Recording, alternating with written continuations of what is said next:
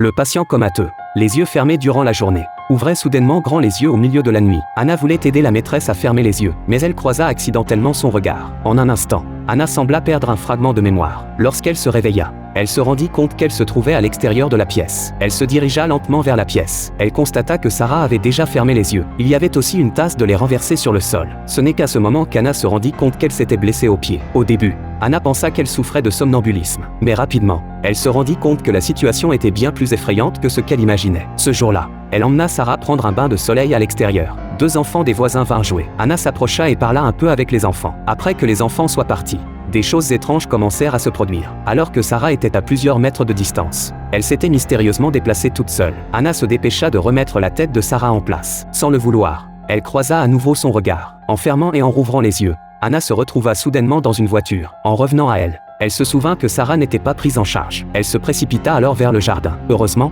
Sarah allait bien. C'était juste que ses yeux s'étaient fermés à nouveau tout seul. C'est alors que le mari de Sarah, le vieux Bay, rentra chez lui. Il savait qu'Anna avait des difficultés à se déplacer. Il lui offrit un vélo. La naïve Anna était ravie. Elle oublia instantanément les événements étranges qu'elle venait de vivre, jusqu'à ce qu'elle sorte du magasin après avoir fait ses courses, et qu'elle aperçut des dessins d'enfants. Il y avait plusieurs dessins représentant Sarah. Ce fut alors qu'Anna se souvint de ce qu'elle venait de vivre. Elle envoya un message à sa sœur. Elle voulait lui dire qu'elle suspectait la présence de quelque chose de maléfique dans la maison. Mais, après un instant d'hésitation, elle effaça le message. Après tout, elle trouvait cela un peu absurde. Sarah et le vieux Bay étaient un couple d'artistes. Tout le monde dans le village savait qu'ils étaient très amoureux. Malheureusement, Sarah avait hérité de la maladie mentale de sa mère. Elle était parvenue à tomber enceinte, mais elle avait délibérément provoqué une fausse couche. Elle avait renvoyé la nourrice qui avait travaillé pour elle pendant plusieurs années. Puis, un jour, elle eut un effondrement psychologique soudain. Elle sauta par la fenêtre du 2e étage, ce qui expliquait son état actuel. La mère de Sarah voulait toujours récupérer sa fille, mais Bay pensait que sa belle-mère avait des problèmes mentaux et ne pourrait pas prendre soin de Sarah. Ils étaient en procès pour la garde de Sarah. C'était ce qu'Anna avait appris lors de sa première journée de travail.